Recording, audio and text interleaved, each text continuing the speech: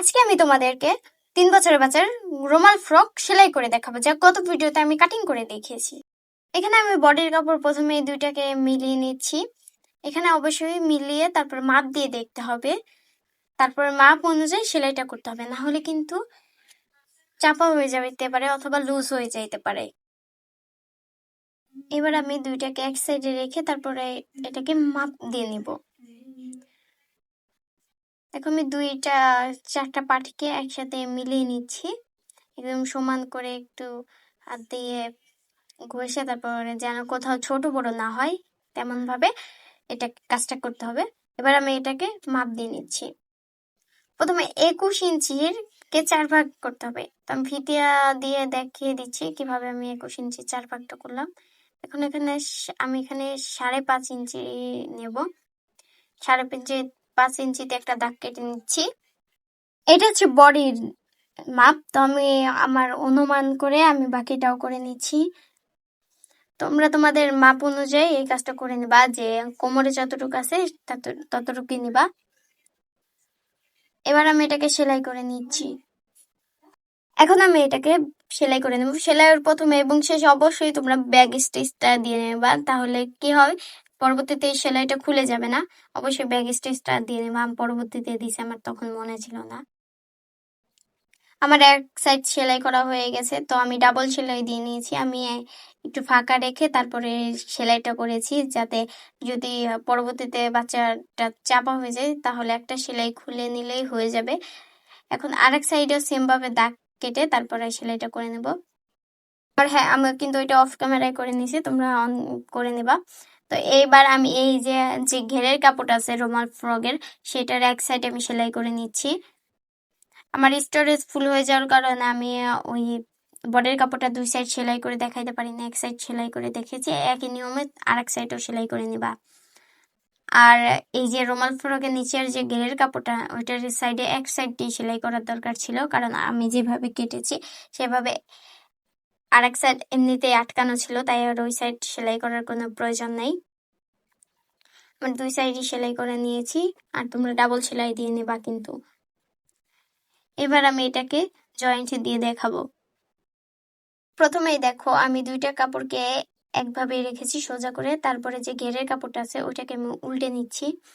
ওই ঘেরের কাপড়ের ভিতর দিয়ে এনে তারপরে আমি এখানে যে ঘেরের কাপড়টা সেলাই করেছিলাম সেই সেলাইটার সাথে বডির কাপড়ের সেলাইটা যে জয়েন্টটা দিয়েছিলাম সেটা দুইটাকে মিলিয়ে তারপরে সেলাইটা করে নেব।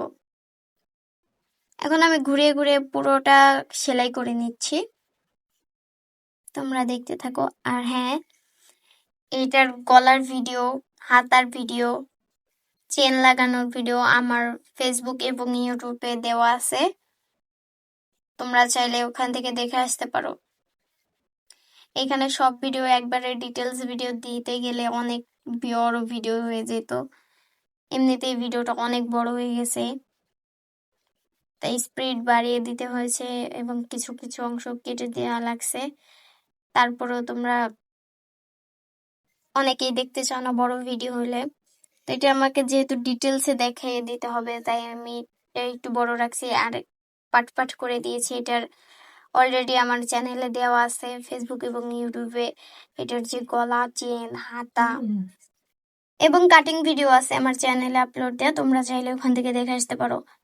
আমি এটার বাকিটাও সেলাই করে নিচ্ছি।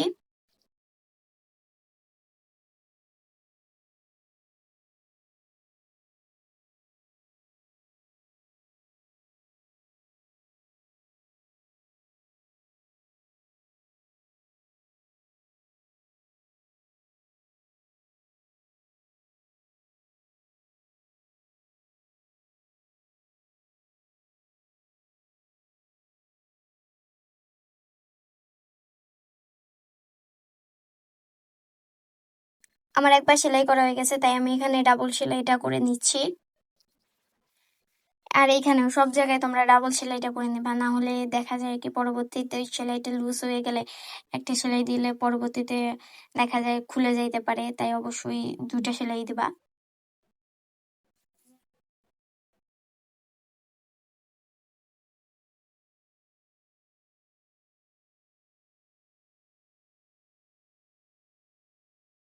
দেখো আমার কাজটা করা শেষ, আমার সেলাই করা শেষ। এবার দেখো আমার জয়েন্ট দেওয়া হয়ে গেছে। আমি এবার একটু ঘষে নিচ্ছি, ঘষে নিলে কাপড়টা পুরো পারফেক্ট থাকে। দেখো তোমরা। আর এবারে এটার গেটের কাপড় সেলাই করতে হবে।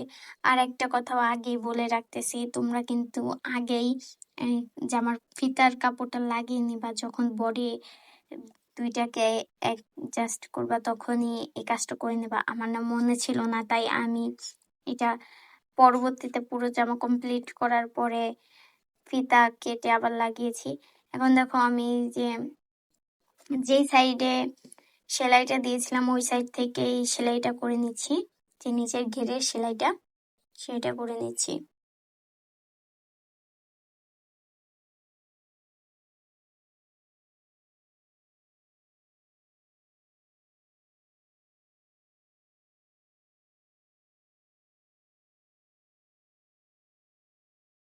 এটাকে আমি চিকুন করে তারপর সেলাইটা করে নিচ্ছি। এটা যদি ডিটেলস ভিডিও লাগে তাহলে তোমরা আমার আইডিতে যেয়ে দেখে আসতে পারো, ওইখানে আমি একটা গোল জামার ঘেরের কাপড় সেলাই করে দেখিয়ে দিয়েছি, একদম কাছ থেকে খুব ভালো করে বুঝিয়ে দিয়েছি। তো ওইখান থেকে তোমরা দেখে আসতে পারো।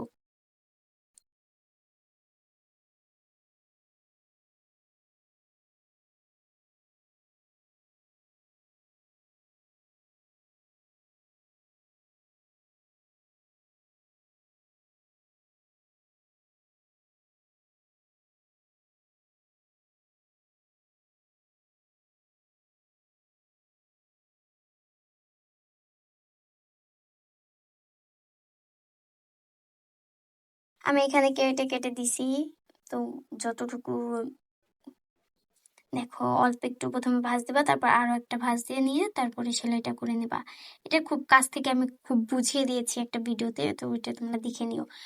এখন আমি এইখানে যে দুইটা পার্ট নিয়ে নিয়েছি কাপড়ের টুকরা, এই দুইটাতে মূলত আমি ফিতা বানাবো। যেহেতু আমার আগে ফিতা বানানোর কথা মনে নাই, তাই পরে করতে হচ্ছে। তোমরা আবার বললো না যে আমি বারবার ভুলে যাই কেন।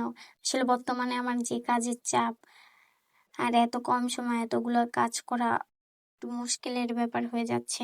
আবার কারেন্টও ঠিক ঠিক মতো যেহেতু থাকতেই চায় না, তার কি করার, তাই একটু ভুলে যাই মাঝে মাঝে। এটা আমি আরো কয়েকদিন আগেই বানিয়ে রেখেছিলাম, কিন্তু আমাদের এখানে কারেন্ট ছিল না, বুধবার থেকে শুক্রবার আসছে, তাই আমি এটার ডিটেলস ভিডিওটা দিতে পারিনি। তো আজকে তোমরা দেখে নাও। এখানে আমি একটা লম্বা কাপড় নিয়ে নিয়েছি, তোমাদের আর কি যতটুকু লম্বা লাগবে ঠিক ততটুকু নিয়ে নিবা। আর এইখান থেকে 1.5 ইঞ্চির মতো নিয়েছি, এটা নিচের সাইড। এখন আমি এইটাকে সুন্দর করে এটা শেপটা দিয়ে নিব সের মতো, ফিতার মতো শেপটা আমি দিয়ে নিচ্ছি। আর এখানে জোড়া কাপড় ছিল তাই আমি এটাকে কেটে নিলাম। এখন আমি এটাকে সেলাই করে নিব। এখানে প্রথমে আমি একটা পাটকে ডাবল ভাঁজ করে নিয়েছি, এটা উল্টা সাইডে নিয়ে নিচ্ছি। আর তার আগে আমার সুতা খুলে গেছে, তাই আমি সুতা লাগিয়ে নিচ্ছি। এবার দেখো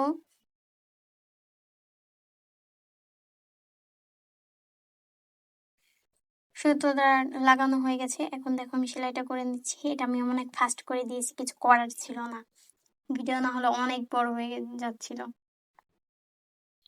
আর বড় ভিডিও তেমন কেউ দেখতেও চায় না। সেম ভাবে আমি আর একটাও সেলাই করে দিচ্ছি, যেভাবে আমি রাউন্ড করে সেলাই কাটিং করছি ওইভাবে আমি রাউন্ড করে সেলাইটাও করে নিচ্ছি। এখন আমি এটাকে উল্টে নেব। আর এখানে অবশ্যই ডাবল সেলাইটা দিয়ে নিবা। তারপর আমি একটা, এখানে আমার কুচি কাটা ছিল ওইটা দিয়ে আমি উল্টে নিয়েছি।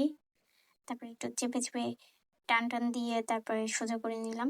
এখন দেখো আমি এই যে এখানে ফিতাটা টাচ করব ওইখানে একটু সাথে সেলাই খুলে নিয়েছি। তারপর ভিতর দিয়ে সোজা করা ফিতাটা রেখে তারপরে সেলাইটা করে নিচ্ছি। আর এখানে ব্যাক স্টিচ দিয়ে দিও তোমরা। কাজটা ভিতর দিয়ে করলে ভালো হবে, ভিতর দিয়ে করতে হবে আর কি। আমি ভিতর দিয়ে এটা লাগিয়ে তারপর সেলাইটা করে নিচ্ছি। আমার এক সাইড সেলাই করা হয়ে গেছে, আর এক সাইডেও সেলাই করে নিচ্ছি। তো এই পর্যন্ত আমার ভিডিওটা যারা দেখেছো ভালো লাগলে অবশ্যই লাইক করে দিবা, আর তোমাদের মতামত অবশ্যই কমেন্ট করে জানাবা। ফেসবুক থেকে দেখলে ফলো দিয়ে দিবা, ইউটিউব থেকে দেখলে সাবস্ক্রাইব করে দিবা। আর এমন এমন নতুন ভিডিও পেতে আমার সাথেই থাকো। শেয়ার দিয়ে তোমার আইডিতে রেখে দিতে পারো। আজকের ভিডিও পর্যন্ত, আল্লাহ হাফেজ।